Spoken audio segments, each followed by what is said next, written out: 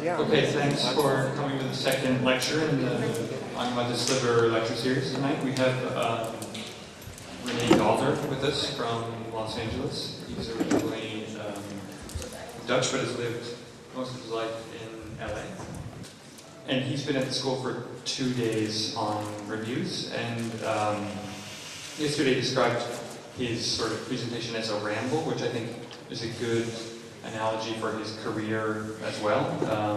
Not in terms of the dilettante or the surface, but in terms of an endless curiosity for the new and fascination with the future. He began his career as a filmmaker working on B movies with Russ Meyer, who writing Super Vixens among others, and he also worked in Holland with Jan de Man, Frans Bromet, and wrote screenplays with Rene Koolhaas. He and Russ Meyer spent a lot of time with the Sex Pistols in the 70s, working on a movie about them, and he's also worked with a lot of musicians, including Metallica, Beck, Bob Dylan.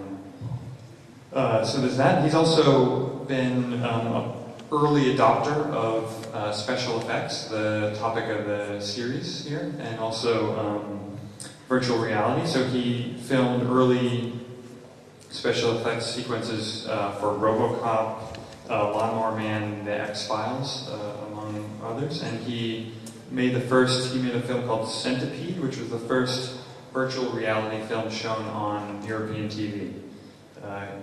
He's also had a long interest in art and architecture, and he's written, that comes through in his writings. He's written for content, he's written for art magazines as well. He made a film about Frank Gehry as a computer lover.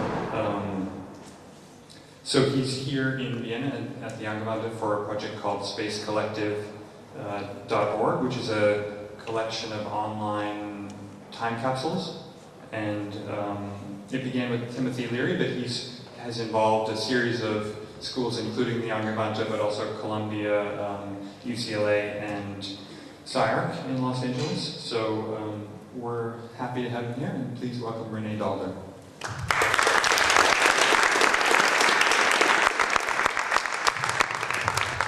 Actually, I did this sort of like yesterday during what was supposed to be a review, and basically the course that was initiated here was basically an initiative by myself and Greg Lynn. Greg couldn't make it, so basically he had some time to kill, and that's sort of my favorite moment where I can just ramble and there's absolutely no restrictions to just spouting all my opinions about everything. And I have a lot of opinions about all sorts of things. I'm not a very trustworthy source for any of it, to be honest. I'm always getting involved with architects, as it happens, my whole life. I enjoy the way they think, I enjoy the way they approach things in a rather big way. On the other hand, I think what they do is, I'm certainly not envious. I think it's a rather stiff and institutional type of profession. I much rather am a filmmaker, leave alone a musician, and it would be a lot better still. So I don't know why I'm always in these architectural environments. Somehow I love it, but I don't know. I really don't know why. I think the world doesn't look all that good, to be honest. I think it's very banal in many ways. When I think about the buildings I've seen, say in the last 5 years, that had like a true emotional impact on me. Well, maybe fingers of one hand at best. So a lot of the ideas that architects have, a lot of unrealized projects are of course great. Mark Wigley, the head of the Columbia Architecture School, he at one point said, to the incredible anger of a lot of architects present in the room, that his only heroes were failures. And I think there's some deep truth about that in architecture. Successful architecture, what does that mean? It means that in many instances you play your cards well, you got the politics down. You know, I'm just sort of looking at these faces and why did I have to start here? It's a bit of a problem. But it's true though that I think architecture, particularly today, is ready for a revision. I've never been much of a modernist or a fan of modernism. I mean, like my earliest experiences with architecture that I kind of connected with was like Corbusier, the Light Pavilion, those kinds of things, more multimedia, 64 speakers, electronic music, that sort of thing. Actually, I was there when I was 8 years old. I saw that thing. It was fantastic, and I think that sort of my love for architecture was in some way born there, because I can trace back my whole thing with virtual reality. I can trace back to that building somehow. My deep involvement with multimedia, I can trace back to that. My incredible engagement with electronic music that has never left me, I can trace back to that, and so on. So, that building, I've been thinking about it and rambling about it a little bit yesterday, that building really was at the beginning of my interest in architecture. And then, like, you know, there's some other things here and there that I could come up with, but I think that's the moment. And it tells you a lot about why I'm interested in architecture. I'm interested in it as a form that does many things. But one thing that's great about architecture schools, which is also why I spent quite a bit of time there, is that architects at least think that they know something about everything, right? As opposed to me, I do know everything about everything, but they think that they do. So they create websites. They always talk about scenarios and the narrative of a building, and they all think that somehow they have the cinematic thing down, and so on and so on. None of which is true, but it doesn't matter. It's a good topic of conversation, and I think to somehow have that illusion helps them. So because it allows them to sort of think about everything, and that's where we meet. Because my whole thing is not just everything, but it's specifically the future of everything. Even worse. I mean, now we are really in sort of a nether world, right? So, and how come I'm so occupied with the future? I cannot tell you. I have no idea. I was not trained in any formal way. I went to film school a little bit for a couple of years, but it's just, perhaps it is a certain resistance against how things are, and in the future they may be more according to what I would like to see, or I could like impose my own rules on it. That's maybe how all of that started. It's also, of course, for a filmmaker, a more logical place to be, because we make science fiction films and things like that, which you can't say about architects. Architects, are there science fiction buildings? Interesting question, actually. Should be. Maybe that's what we're going to talk about. Anyway, all that being said, the subject that I would like to talk about is how are things going to be changing in the near future, and how, yes or no, will that impact architecture. Now, Brennan has been asking me if I wanted to show something. To be honest, I have very little here to show. This is a website I'm working on, and it is it's called Space Collective. It's basically a social network that tries to gather people who are, we call them forward-looking, or forward-thinking terrestrials, who basically are into advancing things into the future, perhaps even like transforming the species on one level or another. It's a sort of neo-sci-fi website. It's in a work in progress right now. It only will go online in 2 months from now. It's all based around groups. So everybody who has a project and wants to do something that loosely fits the bill, they get their own website and they can do their own thing, and we will promote what they're doing and keep people apprised of what they're doing. So one of the things that we kind of got involved with, partially because of the motion picture project that hangs onto this and so on, was space colonies. Now, to me, that's a rather metaphorical subject. I think it's like virtual reality. It's fascinating. In the 70s, there were some really serious space colony projects that were pushed by NASA. Billions of dollars were spent on it. I can show you a few. I don't know how many of you have seen this before. No? Okay, well, we can take a quick look. So, but the project pages will sort of like be organized like this. It will just be a lot of information about whatever the subject is. Little movies here. I'll show you one little movie. I like this guy. He's got a great blog, huge entity. It's called. Hello, this is Daniel Walker of hugeentity.com. There's speakers.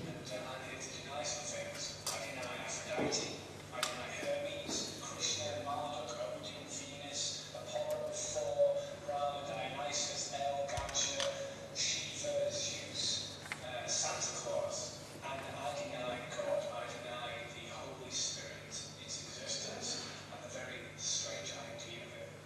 Thank you very much for listening. Bye. Alright, for what it's worth, it's like the guy has actually a great blog. It's called hugeentity.com.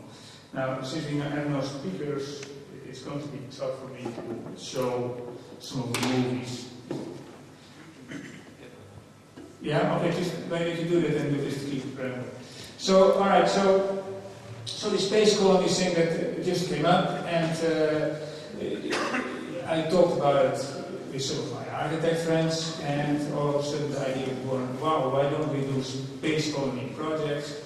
And about 4 days after I brought this up to Greg Lynn, he said, why don't we do a course, a space colony course in Vienna? I said, okay, well that sounds great. So we just slapped together some sort of course idea, and now here we are.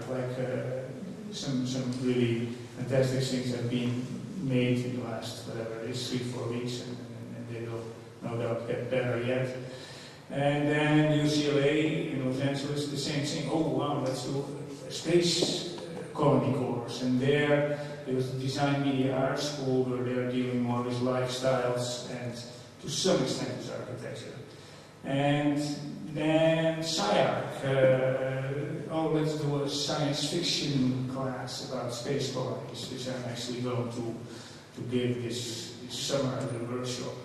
And then Columbia University got involved. So it's rather remarkable, and this came completely out of the blue, and it was not intended that way, but it's kind of the way I like things. It's totally serendipitous, and it tells you something interesting. It's for some reason or another, space is like there's an interest in space, as if there is sort of like a new space age, perhaps, going to happen, which makes a lot of sense. And you think about the space colonies of the past, like in the 70s, for example. The first space colonies were all thought of by Werner von Braun, a German who was imported, the guy who actually created the V2 bombers, who was then basically after the war quickly picked up by America, where he he was the father of the space age, you could say. And then in the 70s, there was a guy called Gerard O'Neill, and he wrote a book about it, and what it really was all about, interestingly enough, it was about global warming as like a major problem that was happening. As a matter of fact, NASA in 1970 had already computer models and so on that indicated everything that is now, a few weeks ago, sort of finally confirmed, 37 years late.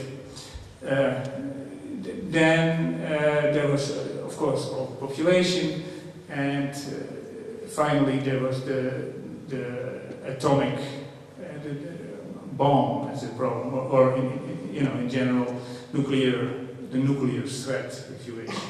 It's interesting because when you look at today, then clearly you've got all of these three just there as well, very, very much so. Like it's a very sort of pregnant time. This climate change thing is obviously a huge issue. There's all sorts of unpredictable consequences.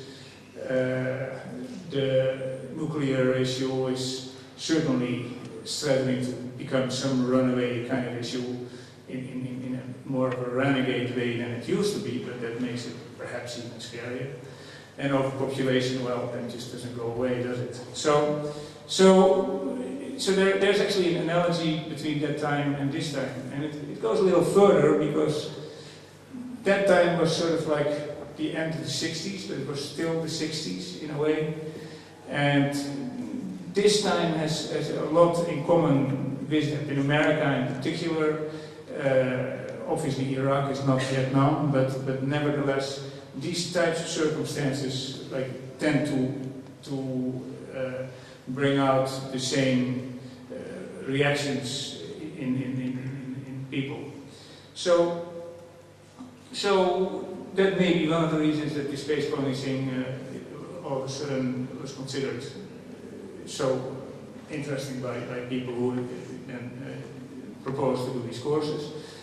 And another reason may well be that there's of course all this space tourism that is going to happen in the near future.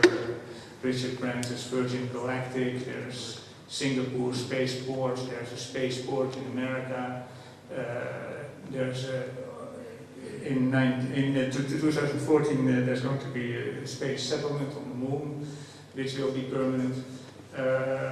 So now space is sort of on people's minds, which is interesting. Okay, so what I want to talk about is three things. I want to talk about the real world, physical reality, if you wish.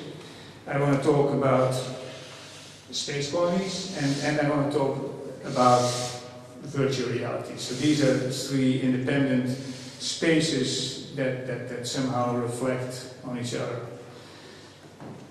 A word that comes up a lot these days, to just jump ahead to the more virtual aspect, is immersiveness. So, architects, I don't know exactly why, but they are all of a sudden very interested in the immersiveness of their buildings. Well, I mean, in truth, most buildings are not very immersive.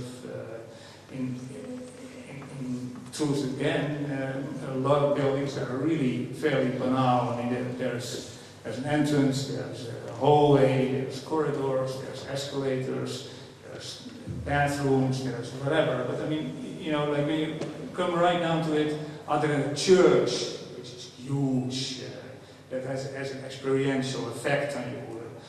And perhaps some other buildings here and there, and some masterpieces of architecture, no doubt as well. But all in all, there is not all that much experiential. But what, I mean, when you think about it, what's the last great experience I had entering a building? Well, I've had these experiences, but I can't tell you any in particular right now. Perhaps, and I'm not saying that because he's an old friend of mine, but maybe the library in Seattle of Rancolas had that sort of impact a little bit. I mean, I can think of a few of them, but it's certainly none of the Geary buildings, and you can go on. So there is sort of a strange problem there, and one of the problems that you see in these architecture schools that is related to it is that everybody designs, in essence, the facades, the exterior of buildings, and very few people even bother too much with the interior. And there's one girl among the students today who had actually approached the space colony from the inside out, and it was just way better, because that's what the whole thing is about. It's just, otherwise it's just a cylinder or whatever else it is. But why do you want to be in a space colony? Well, to contemplate space, to contemplate the planet, and to look down from a higher vantage point, or even a higher intelligence at this planet, things like that. So, and for that matter, to experience zero gravity, which you will not experience outside of the, you're not going to experience other than inside the environment, and so on. So all the interesting action is on the inside. And that's true for most buildings, really. I mean, like most buildings you just pass by and you kind of like it or you don't. And sometimes it says something. I just came by a post office here that said philately shop. And that was amazingly interesting. That must have been about stamps, right? And so it was incredible. I wanted to go in there. I wanted to see what was happening there. But anyway, so this immersiveness is a big issue. I worked on a lot of motion simulation projects, 3D stereo, IMAX, moving seats, artificial rain, wind, those kinds of things.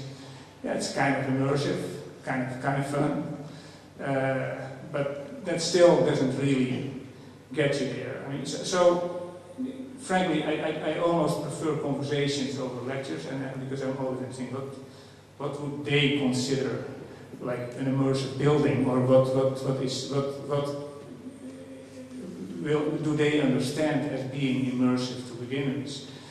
Now, okay, let's skip this for a moment. I'll show some stuff and you get totally tired of this, then we'll, let me just go on a bit. So, this I just said, this is a very pregnant time. There's going to be lots of changes. The climate change thing is one thing, but then technologically there's some amazing things happening too. In America we talk a lot about something called the singularity, and what that is the moment between now and 2050 when machine intelligence surpasses human intelligence, and at that moment everything will change, like all bets are off.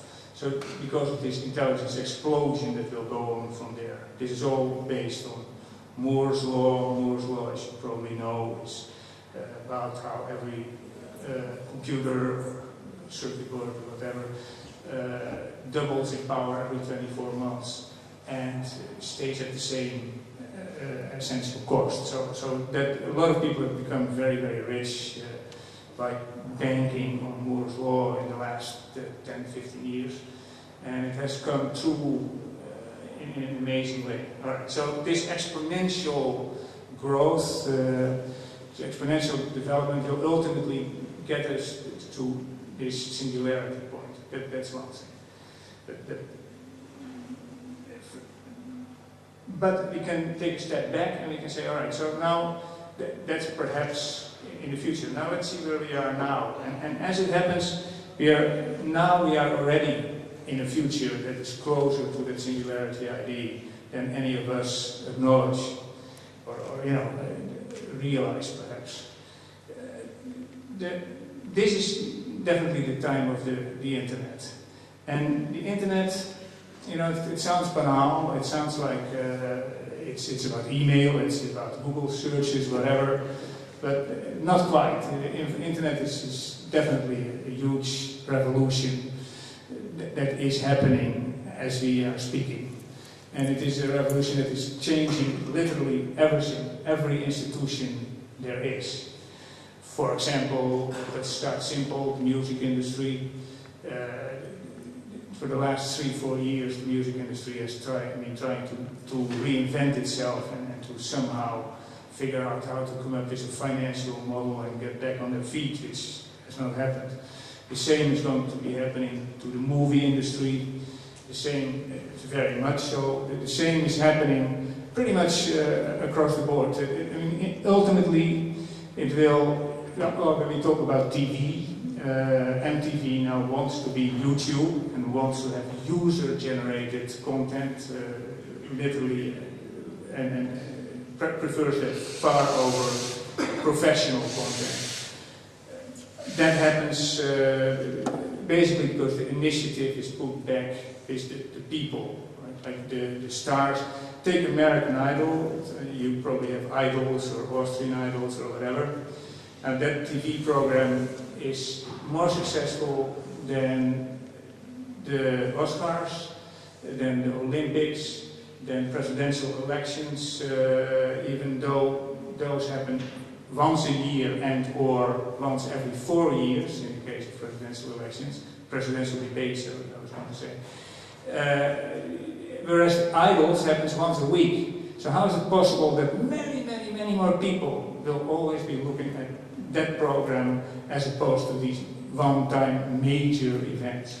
But these are big changes, and the reason is because the performers that are there are basically there because of us, because we put them there. They're our stars, they're not the stars that producers or broadcasters or whatever put there. So this ripples through everything. Like for example, academia will change a great deal. I mean, like if there's one thing about Space Collective and what was happening in these schools that struck me, is that within a few days everybody was posting stuff, and all this research and so on was there for everybody. Like it was basically students teaching each other in a way.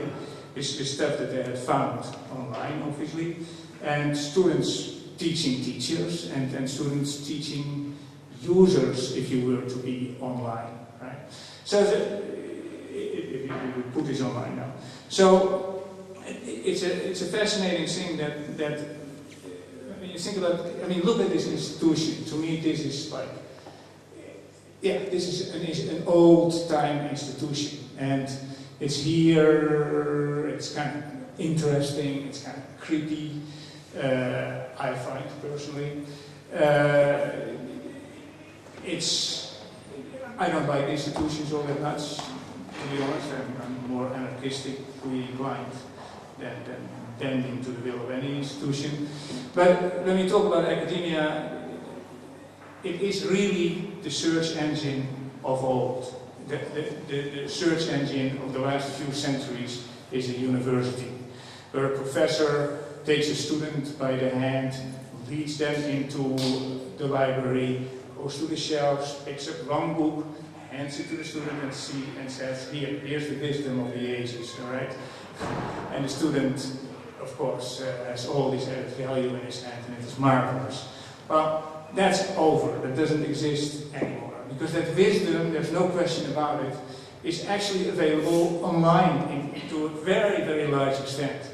And to an ever-growing extent. I mean, Google is going to scan all these books, and all these books are going to be searchable, but even today, it's clear that any piece of information that you find there has thousands, if not millions, of links to other information. There's all sorts of serendipity involved where you will find things that were seemingly unrelated before, and so on and so on. I mean, it is huge. In American universities, students are allowed to make 2 references to Wikipedia, and that's it. The rest has to come from a book or from an article in a legitimate bona fide magazine. And it's fairly ridiculous because they would probably be able to get 60-70% of the information right from Wikipedia. Now, that is an amazing feat because all that information was put there in less than 10 years, voluntarily and for free, like God knows who, right? So this is big. So I just want to impress upon you that everybody, one thing about the future is that we already live in the future, we just haven't ourselves arrived there yet, right? Huge things are happening all around you and you don't realize it. So, and it's, when you start to think about it, it becomes very, very self-evident. So, now, that web that is going to also be, well, let's backtrack a little bit. So the film industry is a very good example of an institution that is definitely being taken down in many ways, like the theatrical distribution is going down in America, DVD distribution is going down, younger generations don't watch movies anywhere near they used to, and everybody knows that gaming is like huge in comparison to movies. And why is that? Well, it's the same principle. We know it all, we've read it all, interactivity, this, that, and the other. Gaming, in the meantime, is undergoing a huge transformation of itself, which is that online games, where people have been meeting other people, making friends, and so on, they are actually going to be turning into social networks. Now, social networks are very important organizations. This is a very sort of elitist social network and kind of modest, but like Second Life, which I'm sure everybody is familiar with, the digital land that Second Life consists of, the digital or how do you call it, the plots of land are being sold by the people who run Second Life, and by now it is larger than the acreage of New York City. So this is another huge phenomenon that in a year or 2 years from now you'll be amazed. I mean, here's somebody who's already working on something in Second Life.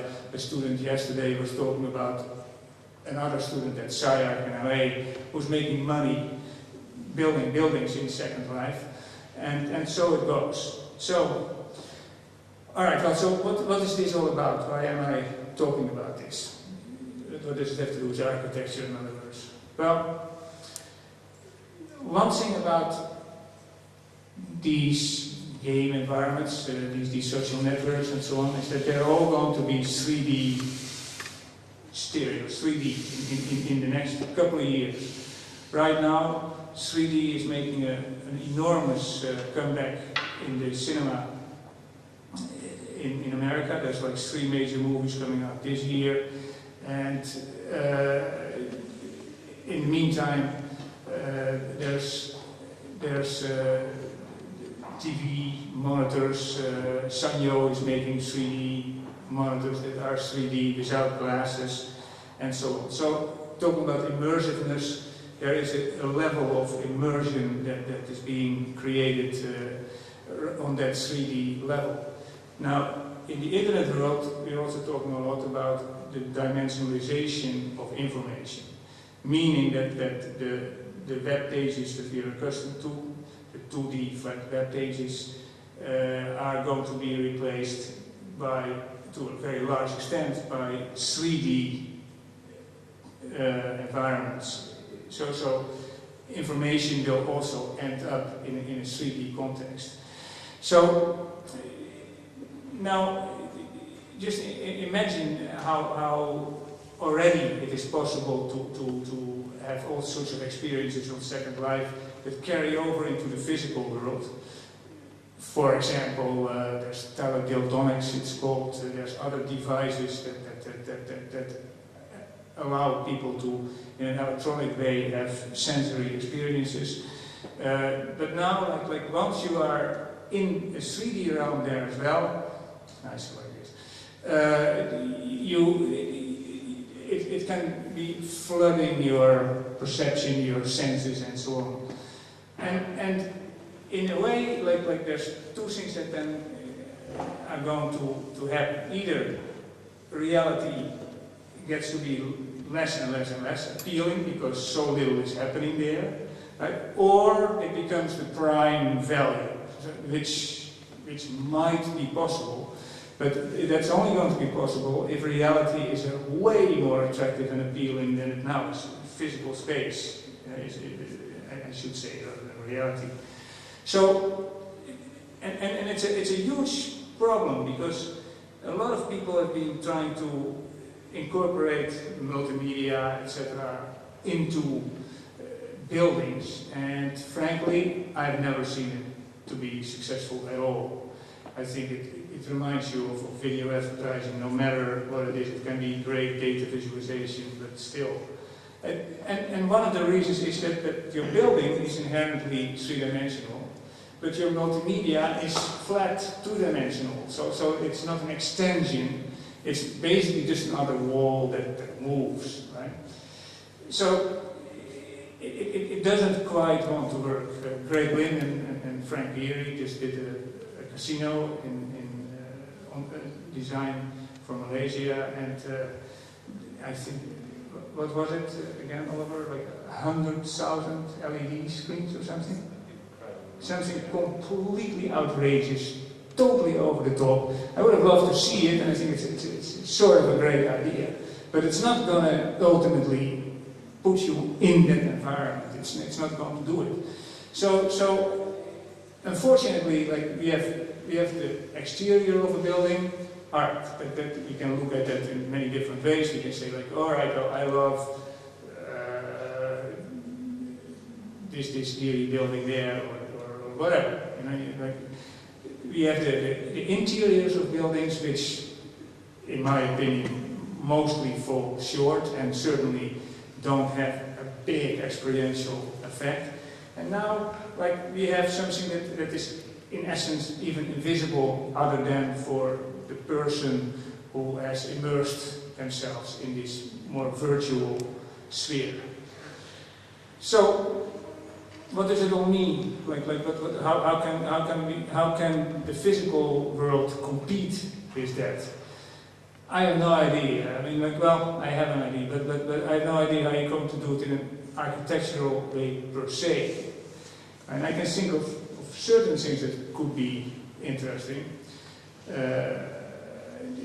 For example, like it is entirely possible to navigate physical reality while also being online, and it is entirely possible to live sort of a Google Earth type life, if you wish. And you walk through a street, and you will know what's inside these buildings. You will know what you can buy there, or what sales there are, or what food they have, or what potential partners there are, and so it goes. And that's something that I find extremely attractive. So you now have two worlds that on some level like inform each other and sort of reinforce each other. And it's very, very, very feasible. Some really beautiful things. The Japanese at one point came up with lockets on the chain around people's necks, and embedded in that locket was the personal profile of the person wearing it. And if they would walk into a restaurant or into an auditorium like this here, all of a sudden they would see somebody there, and both of their lockets would start to sort of like glow. Right? And now that's beautiful, right? So in other words, there are actually many ways to enhance physical space, but right now I can't think of anybody who's seriously thinking about that. And in fact, all my architect friends, they don't care. They just want to build buildings. I mean, you ask them why they want to build buildings. Well, whatever, the answer is never satisfactory. I mean, like you probably all know, it's perhaps for posterity, because the thing will stand there forever, right? Or I can't, for the life of me, imagine why it is so fascinating to build a building. A specific building here or there, yeah, perhaps. A building where these types of experimentations are taking place, perhaps. I rather live on a space colony where there's no architecture because there's no weather, there's negotiable gravity, and it puts me in a place where I can envision a world entirely from scratch.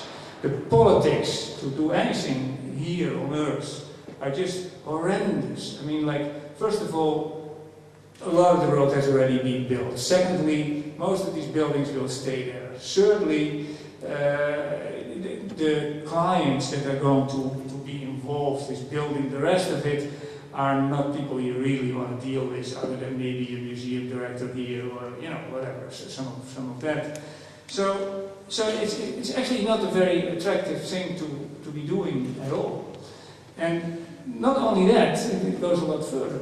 Like I was involved with the CCTV building to think about the future of the media infrastructure in China and how this building would basically fit into that. Well, one thing was totally fascinating. The more I thought about it, the more I realized that whatever they were going to put in the building and that they were arranging the building for was not going to be in existence within a decade. For example, videotape machines, for example, videotape archiving, storage, huge, massive amounts of space, and so on and so on. For example, computers. Frankly, like television will be what we call file-based. So there's no tape machines and so on. That's like an enormous amount of space that is immediately becoming available for other things. Archiving in a file-based system takes up no space whatsoever because it's computer space. The computers you don't need at all because in a connected world it doesn't matter where the computers are. You have no idea where your work is being processed. It can be in Vienna or it can be in Singapore, you know, and it's completely inconsequential. As long as you get the job done, that's all you need. So there's more and more companies in this world that don't really need a street address either, and those are to a large extent some of the biggest companies there are. We all know that a lot of the work, certainly in America, a lot of the service work is done in India by completely enormous people who are who knows where. I mean, like I have no clue. They may be sitting in their living room as far as I'm concerned. So, representing big corporations and coming up with all sorts of important information that pertains only to America. It has absolutely nothing to do with India. So time and place have been effectively annihilated. It's that simple. I mean, so you guys deal in a medium that is obviously completely geographically bound to a spot. You basically create separations. You build walls. And the internet is about technology in general. Is about breaking down walls and is taking away separation and replacing it. It is connection, right? So the whole trend of the world goes in a completely different way. And it's funny, I did an interview for Volume magazine, and I basically told them something that they absolutely did not want to put in there, and I don't know why not. And I started to sort of rant a little bit about okay, what's going on with these office spaces? Why are we building offices? Right? Is there any reason for that? It seems anachronistic, it seems weird. Is that just because we always were building office spaces? Why do people have to go to the office? Right? Because they go to the office and what do they find there? They find a computer, and that computer has exactly the same spreadsheet as the computer at home. Now, in order to get there, they have to brave traffic, and I don't know how things are in this country, but in America, it means literally being stuck in rush hour traffic for hours on end. It means breathing dangerous fumes from cars in front of you. It means air pollution. It means war. It means you name it. And there is no good reason for at least 30 to 40% of these people to be there at all. Because everybody works on their computer. You do, I do, that's what we do. That's the space where we actually are. We are not even, we are not here most of the time, we are literally there. And the more immersive this realm becomes, which it will, and very soon, the more immersive it is, the less we will actually be even in the presence. Now, what does that mean? There's another aspect, like there's another science fiction type subject that a lot of people talk about, and that is, do we need our bodies at all? Right now, that's not my favorite subject because I think it's kind of great to have a body as long as it lasts. I mean, it's not a bad idea to like send it through its paces and do it. But nevertheless, the question is not completely ridiculous because on some level or another, we are getting to a place where we are no longer physically necessary. The necessity for a physical presence becomes questionable. I mean, this is a big subject and it's kind of dangerous, I guess, to go into it too much. But in America, and in science fiction, of course, very much, it's a very important subject. So what I'm describing here, you may realize it or not, but it's like really a crisis for your profession. And for that matter, like since you're all architects and you have ideas about all sorts of things and how to get ourselves out of this fix or that fix, it's something that you might want to help other people to think about because it's an absolutely fascinating subject. Now, it may be that I'm just completely going over your head with all this stuff, releasing what kind of sort of like mumbo-jumbo Californian sort of cooked futurism is this. But I'm personally extremely convinced that everything that I've been saying here, literally everything, is exactly what is happening and what will continue to happen. And I am bored with the real world. I think it's very nice to be in Vienna. Like I impatiently like check it out. I think, whoa, this is quaint, this is nice, whatever. But I've seen it in no time at all. I've seen it. I'm not. It's just like reading a book. You know, like I'm not very good at reading books anymore. And why is that? Like, well, because my brain is being really rewired very much by the internet, and it's very much into a non-linear mode. I don't care anymore for beginning, middle, end. I don't, you know, I jump from here to there, to there, to there, which is, by the way, by this rambling, in my view, is a very good thing to do. One of your colleagues was one of the best ramblers in the world, Bucky Fuller. He actually rambled for about a week straight towards the end of his life. You can all find it online. And the guy is just phenomenal. Here, I actually have a quote about Bucky. Let me read this. Buckminster Fuller is probably Buckminster Fuller was an icon, a guru with a devoted following. And the one time I heard him speak, I understood why. Between 10 and lunch, he covered, in order, the East India Company, Thomas Malthus, royal blood, the discovery of X-rays, electricity as invisible reality, mile-long radio waves, new alloys of metal, the gills of fish, wings of birds, Johannes Kepler, the temporal versus the eternal, the large percentage of the human body that is water, the enormous stresses on ships at sea, why human beings are in the universe, stages in the patent process, eclipses of the moons of Jupiter, DC-4 aircraft, the direction in which a tree falls, and Alexander the Great.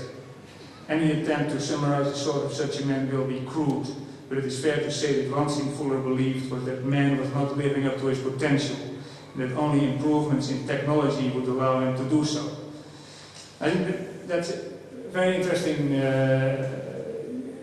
quote, and this guy is, of course, all over. Right now in LA, there's a big exhibit, and it is about the future of architecture, in essence. And of course, Buckminster Fuller is everywhere. It's put together by Vitra, right around here. So I'm saying this half as an apology for my own rambling, so like justifying the routine. But I also believe that I've been wanting to do a ramble project, and basically just invite people to ramble. And I tell you why. Okay, you put somebody here, it's put on tape, that person talks for hours. You can walk away, doesn't matter, let this person talk, right? Today, very easy, like you have someone or the computer to a large extent transcribe what that person said. And now that whole long ramble is searchable. Now just figure out what I just read about Bucky Fuller. Read like how many of these subjects that you want to know something about Alexander the Great, and guess what? Bucky Fuller is going to tell you about it. And you want to know, so, you know, I mean, it's just unbelievable. So in the world of search, a ramble makes all the sense in the world, because like all the clutter, all the redundancy and so on can to a large extent be eliminated without any problem whatsoever. You can go on about this when you talk about information, like, okay, so we are now basically searching the web and we want information. Like, well, like I said before, every subject has 1 million leads, hyperlinks, whatever. Like you don't know where you're going to end. Your mind is going to work entirely different. Like the associative functions of your mind are to a large extent being taken over by the computer. So this non-linear mind I was talking about is definitely rewiring the mind of the species, is something that is happening. And you know, you once again may think like, well, what does that mean, rewiring mind? Well, it means, if nothing else, that people get very impatient with like linear structures, be it movies, be it books, be it walking through the street from here to there. Well, in actual fact, you just want that. You don't care for all that redundancy. I mean, cities are all about redundancy, in a way. Then you have a goal, unless it is very nicely organized, and walking through it is an attractive thing to do. You may bump into somebody, but even there, you probably won't bump into somebody in the streets quite as easily as either online or with your locket around your neck. So the street is not good enough. I never see people, I mean, you call that pickup artists, right? People who look like, or there's some specific bars where maybe, like, the part of the deal is that everybody's looking for somebody. But frankly, the street is not even good for that. So what exactly is the physical reality good for? It's a big question. The way I look at it is like this, and this is metaphorical, but what I like about the space colonies is that, most importantly, it's a zero gravity or a variable gravity environment. Right? So I've been thinking like, okay, if I would come up with a project for that, I would make that space colony of mine a tourist attraction. Then I would have like Richard Branson or whoever fly me up there. Then I would like take advantage in whatever way I could of this variable gravity. So this could be just being relieved of gravity. It could have erotic implications. It could have athletic implications. Whatever, like to be figured out, but and perhaps philosophical implications. And now I go back to Earth after 1 week of this cure, this sort of like low gravity cure. And I go back to Earth, and this gravity kicks in, and it is just unbelievable, right? What the hell? This is what we live in this? This is incredible, and it will be totally exciting. And now I would hear about extreme sports and holy shit, you know, this is an unbelievable medium almost that I can put to use. Like a lot of art, when you talk about conceptual art films, for example, and so on. I made a movie about a conceptual artist called Daalder, a Dutch guy who made himself fall off the roof of his house and fall out of trees and so on. And literally gravity was his medium. And when you think about it, a lot of the conceptual art films, maybe 50%, is somehow gravity based. Now let's look at architecture.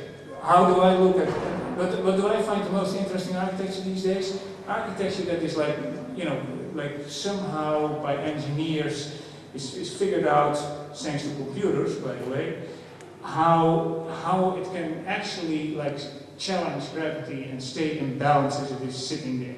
Right? And architecture, of course, fights gravity all the time, and overcomes it in a way with its shapes. It always wants to be a little less, these days in particular, a little less solid than this. Right? So gravity is a big theme, but you're not gonna. The problem is, it's like the same as the crab or the lobster that's being boiled, right? You're just sitting in the pot and the pot is getting hotter, and since it happens gradually, you don't know that you're actually dying. Well, it's a little bit the same as this gravity. Like when you just go back to that moment and just try to describe this unbelievable like onslaught of that natural force. That's something that I'm not able to experience unless I can make it go away for a moment. I don't know how we got onto that, but it's just a great thing to think about. So anyway, so I guess what I'm really saying here, when you add it all up, is that I'm looking for things that reinforce other things. So, for example, I say reality, physical reality as it exists, by and large, I find boring and banal, and architects don't help it. I mean, Rotterdam is a city that is to a large extent built by architects. There's great architects who have put buildings there left and right, and it's an ugly, boring city, end of story. So I live on a hill overlooking LA, and I used to really like Disney Hall, Geary's music pavilion from the front, and I only saw it that way. Now that I live there, I actually often have to drive around it, and I just don't like it from any other angle. And as a matter of fact, I also don't like it at all from the inside. So what am I left with? It's like, so architecture has this way of letting me, who wants experiences, that's what I'm here for, right? Letting me down, right? And in fact letting everybody down. So yesterday we were asking some of the students, like, okay, tell us, like, what is your favorite architecture, right? What's your favorite building? Well, it was remarkable, like 1.5 answer at most. Right? Whereas I bet you that what's your favorite movie will at least get like 100% more answers. Right? Like, so I don't know what I mean. Anybody? What's your favorite architecture? Give us a few. And this is deadly, this silence, you realize. The Kimball Art Museum Great, where is it? in Fort Worth, Texas. Okay, who built it? Lucan. Louis Kahn? Okay, alright. Well, he came up yesterday too, he told me Bangladesh. Yeah. Okay, well that's good, that's one.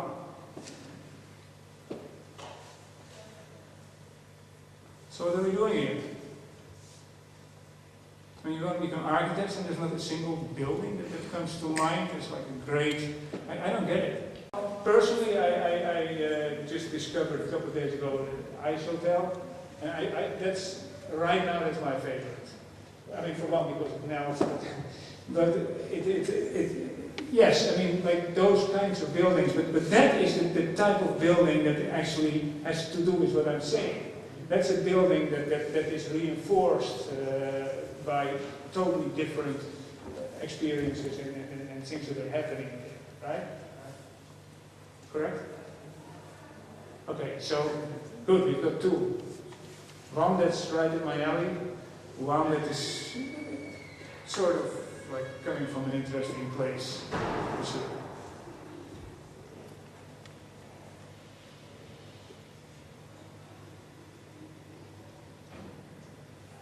Okay?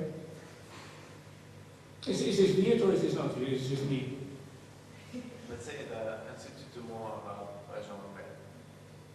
It's the Arab Institute for Jean Marais in Paris. The ornamented facade. Okay.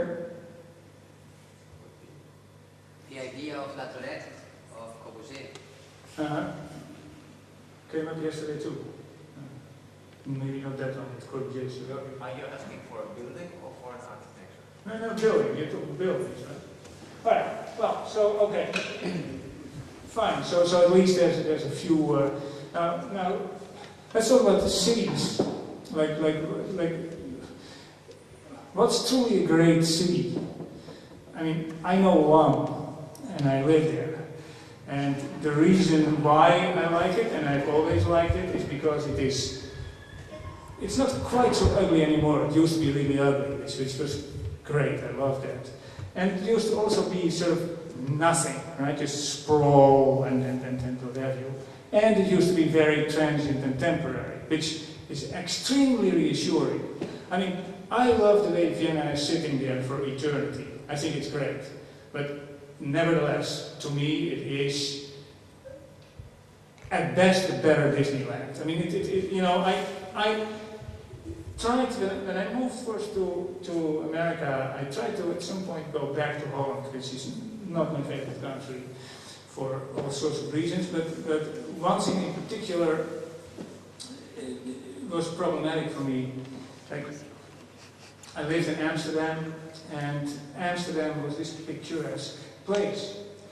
And I remember that after having been away for a few years, I came back and I could rent a place in one of the canal houses.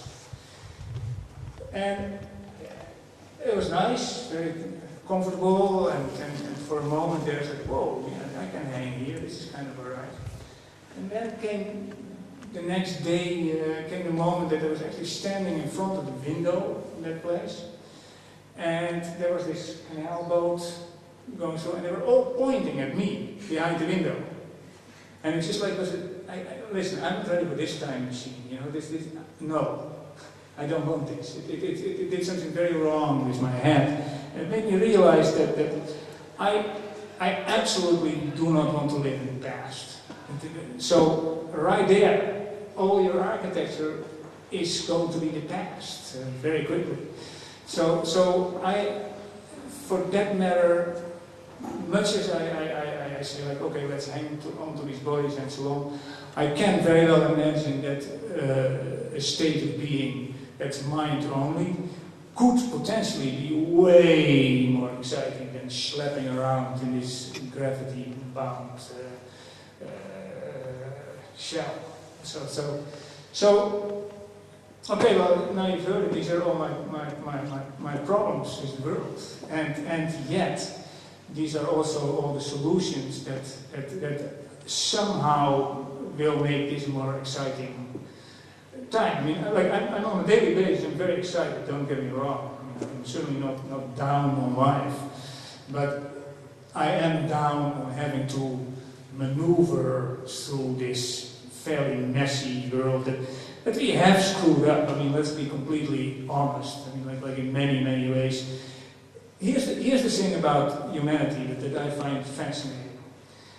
Like nature, for example. When I first came to America, nature was a big thing, right? Like in America, it was virtually a religion. There was incredible national parks. The best poets were like Walt Whitman, whatever. They were like waxing poetic about nature. There were Western writers who wrote beautiful books about nature. Thoreau, you know it all. In Europe, there was never all that much nature to begin with, certainly not in Holland, of course. So for a while there, I was very, very much in love with nature over there. It was like sort of a healing thing, I must say. But there came a point that nature just didn't do it for me anymore. And so I said, me? I started to think about it and said, no, it's not me. It's just like, it just doesn't make the same sounds. It's just not buzzing with life anymore. It's just like, sort of, in a sort of a bad state. And I realized that all of a sudden, I just didn't go hike nature trails anymore and things like that. And now that I'm honest, I have to say that nature is pretty much over.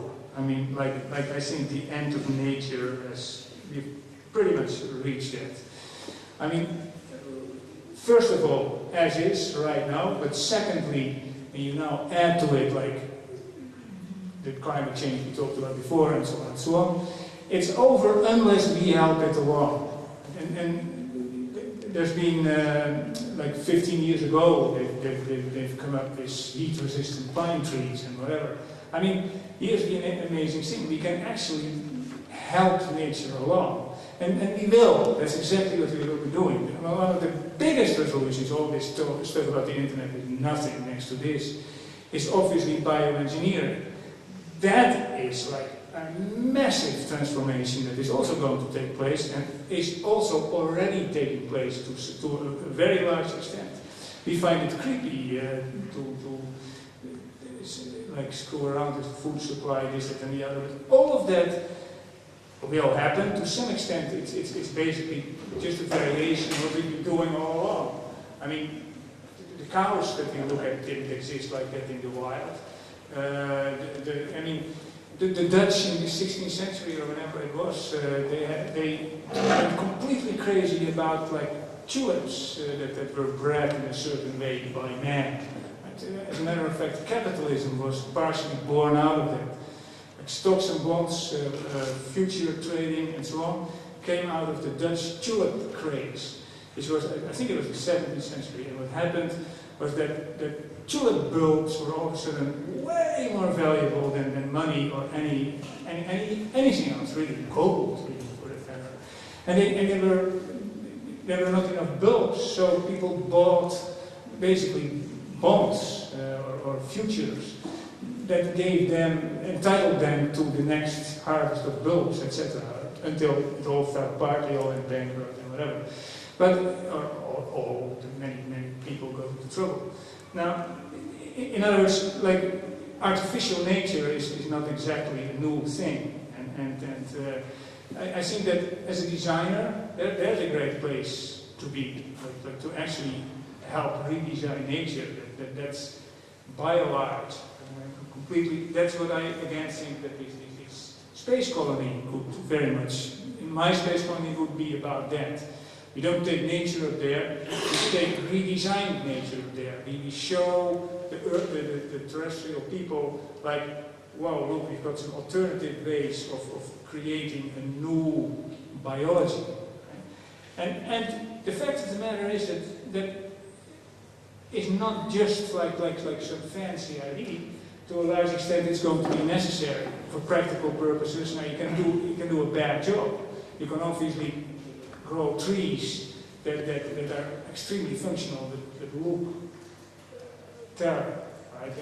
And so on, like to take care of whatever future problems in terms of the air, etc., etc. So, nevertheless, the point being is that all these things will happen, are going to happen. You look back at science fiction, sort of whatever, 50s on, almost everything that is in these books has actually come about. And again, a lot of the things that I've been talking about now have somehow been in these books at some point or another, in maybe a bit of an odd, crude version, but I think that I sort of summed it up. So if you can help me with further down this path, or attack me, or whatever, it would be appreciated. I mean, like I can't believe that more than half of you find this acceptable. So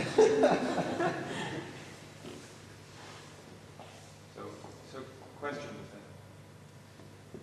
The questions would be great. Yeah. But watch it, because we can go on and on again based on the question.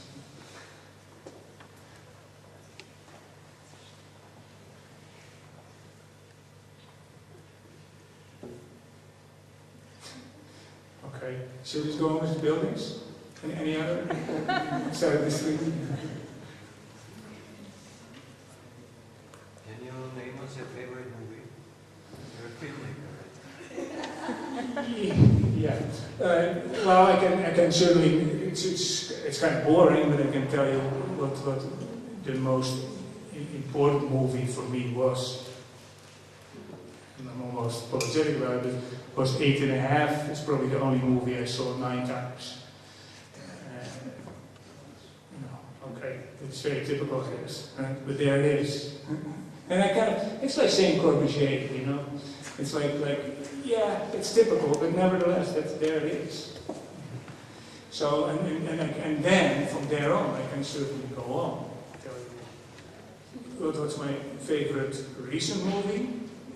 Well, I don't know if you know Kung Fu Hustle by that name.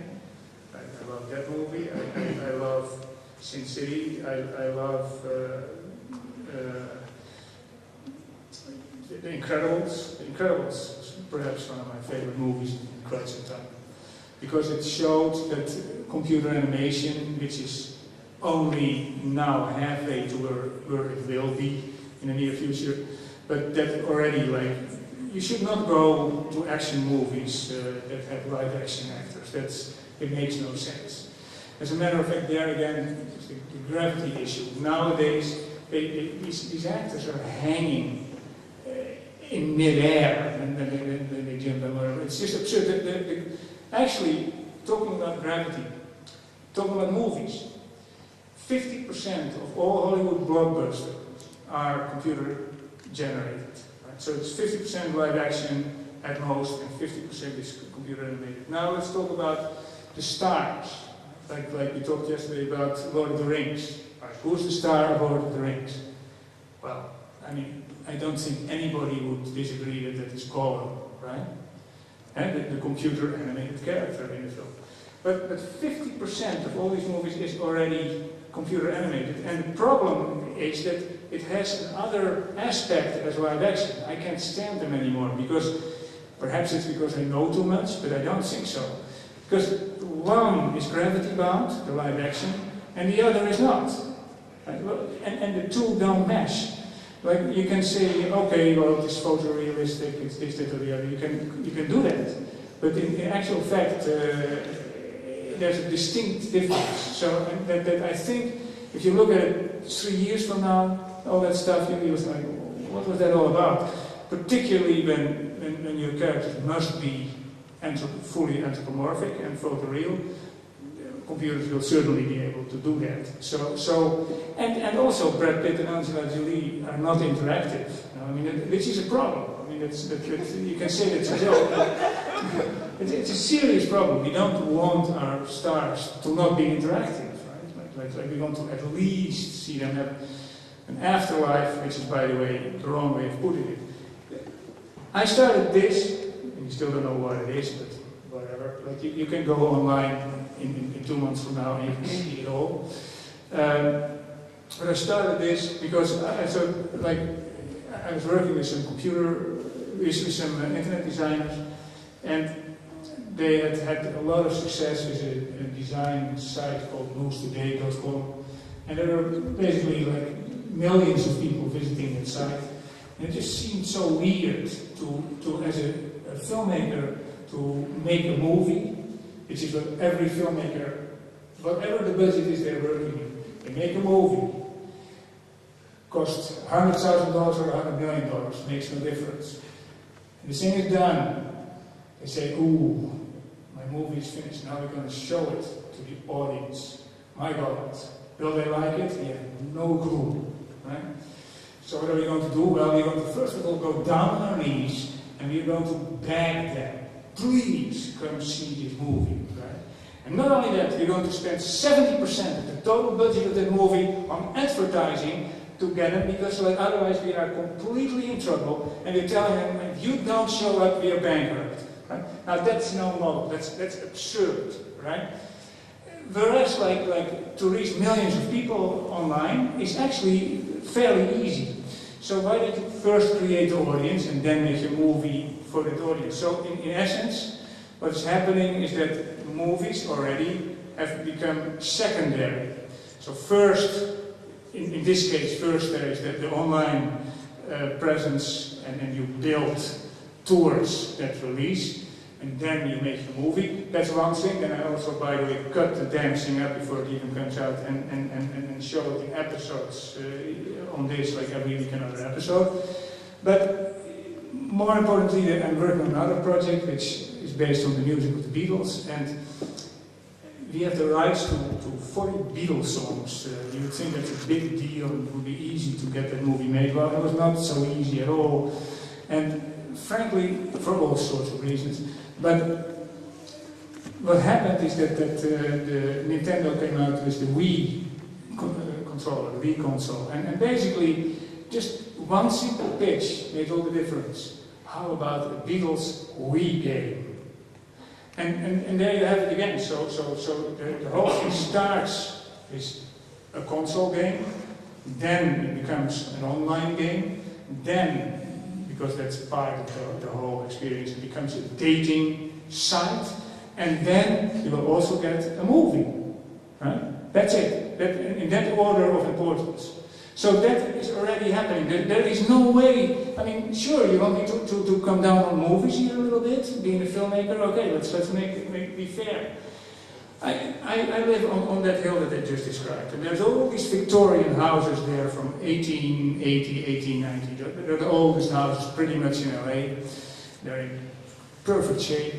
So you can just imagine. I mean, they stand in for New Orleans and for San Francisco and for whatever. Everything that LA is not is just found in these 25 houses. There's film crews all the time.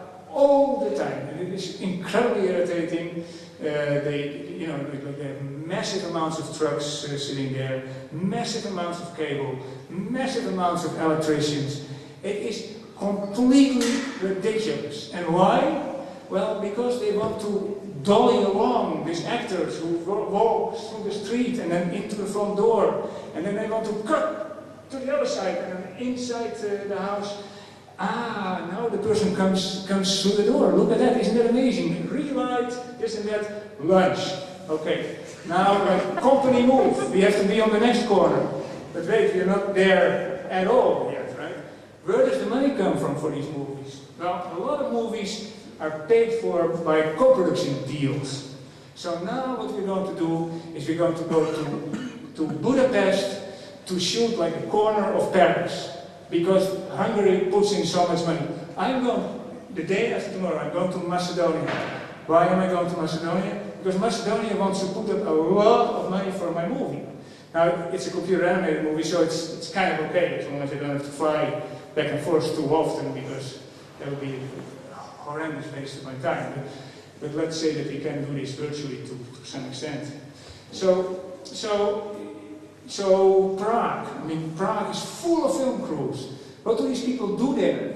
It's almost always a corner of the Bronx or Queens or whatever, because people don't want to see movies that are shot in Prague. That's not what it's about. But Prague wants to wants to put people to work. So say, oh, the film industry, that's great. It's one of those industries that sort of comes your way, and they're there for a month, and we have employment for all the people. This is good. So here, we give you people from Hollywood $5 million and a tax break if you come shoot your corner of Brooklyn in Prague or add some interiors in our soundstage, etc. I mean, it is laughable that there's a crew of 80 people that gets like put on a plane, then there they are in huge caravans, like it's completely the military. I mean, to shoot a movie, and I made 6 feature films, it is just completely debilitating because you are, in essence, part of the military. And it's all about authority. It's all about how often I have been in a position, and I'm a nice guy, and I believe in democracy, and I believe in doing things together, and so on. Right? Well, how often have I started out very nice for a week, and maybe nice for another week? Right? But then, like, it would start. Like, all of a sudden, they would sort of think, like, this guy, he doesn't have the authority, right? It's a very important issue. We don't have a leader, right? He can sort of like screw this whole organization a little bit. And what do you do? And it's always the same, right? You just say like, okay, and now it's over. And you are going to get fired. And almost without exception, that person didn't really need to get fired. It may have been somebody entirely different. But you have to, it's like Bush. You know, you have to just say, I'm right, and I'm doing this. Boom, that's it. And now, everything is quiet again and things proceed. That's the movie industry. It's not fun. These days I'm making movies with very, very small crews. We were talking about Russ Meyer in the old days. Well, if you, he's a great guy, I don't know how many people here know him, but he was the king of the movies in America, and he had all these huge-breasted women in these crazy exploitation films. Genius filmmaker, by the way. Is a big influence again today, certainly in America. And we made these movies like 5 people. Anybody who was not capable of doing 3 to 4 things at least wouldn't work for him. And that's the same for me. I mean, like I have nobody working in my studio who is not capable of at least 3 or 4 things. And in this day and age, like for example an editor who doesn't know anything about special effects, that's weird. An editor who can't composite, it's weird. An editor who doesn't have a certain amount of sense of sound design makes no sense. But all these things are all variations on the same computer program, it's the same software. So, which is, by the way, very important, we haven't even talked about that. Most of you design everything in computers, right? So there's something very rich about that. There's something you can do with that stuff, like that SciArc student who's selling his buildings online and so on. So your buildings already, to some extent, exist. You only have to take it one step further, and they will. As a matter of fact, you could even, as a policy, you could just post your buildings. And it would be quite possibly incredible PR if you keep thinking along these lines. When Greg Lynn and United Architects did the Twin Tower building in New York, there was a computer simulation of that. That was so good that everybody who went to the exhibition and saw that, if they would have had a say in the matter, that building would have been made. Right? So there's a great deal of power in the fact that you're working in computers and you can take it way further. You know? And you can create, I mean, one of the things that I hope that at one point we'll achieve is to create spaces for projects, and then like you can tap into whoever you can find in that network. And you'll be amazed how many people in a virtual way can work with you. Like, for example, you're now doing these space colonies, and the people here do architecture, they're essentially buildings. And the people at UCLA, they do lifestyle things, right? And a lot of things that would take place inside these buildings, etc. So, I mean, I'm not going there, it's too much of a headache, but in essence, there's a lot of complementary stuff going on there that could be put together in a very interesting way. I'm pretty sure it's not going to happen, but when you see it, you realize that you will all be working in virtual space on some level or another, if nothing else to promote your stuff in the real world. So again, that internet is really the sort of an operating system for the real world. It starts there, and then it becomes perhaps a material object. That I love it very much, coming from, like, instead of what Rene said, I actually developed a lot of the software that you're working with.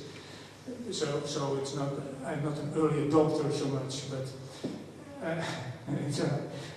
like in the days of texture mapping and morphing, and flocking and all these kinds of things, I've been involved with the development of all that, and IoA and Pixar and all these places came out of the computer graphics lab at the New York Institute of Technology, where I worked on these things, so I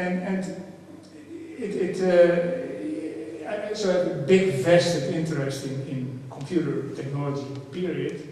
And I think it's just fantastic, even though maybe a lot of architecture is a bit too Maya-based, and it would be nice if you could work together with some guys who can write code and create your own code, or at least adapt off-the-shelf software to meet your own purposes better. But by and large, I mean, like, SciArc is a school that for last years, I'll just go there, I just walk through there, I just completely love it. Everything that they do there will not be built for the foreseeable future. And people who run the school are certainly not excited about this, because it seems like they're pushing the wrong agenda, this sort of biomorphic agenda. But to me, it's sort of like, well, it obviously wants to go there, so this will, somehow there will be a critical mass moment, then there will actually be like a whole revival in actual architecture. I believe that, and I hope it will be, first of all, very much in that vein, in the computer design vein. Secondly, I hope it will deal with things like immateriality, if you wish, and impermanence, and